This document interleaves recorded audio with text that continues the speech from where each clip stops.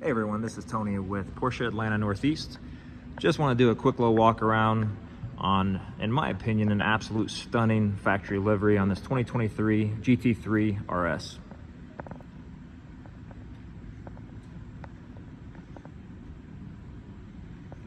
This one is a Weissach RS package.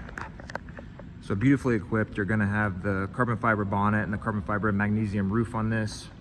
They did paint over it though, along with that livery, but just has a beautiful flow to it.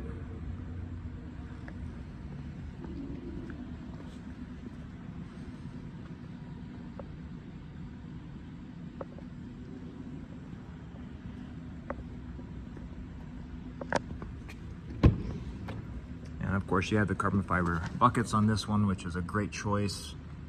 Kind of matches the outside quite nicely as far as the attitude goes.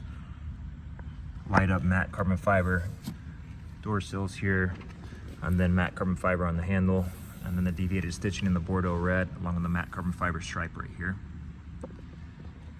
This particular one only has 900 miles on it. We are currently certifying it right now as we speak. Beautiful extended leather with Alcantara all the way on the dash.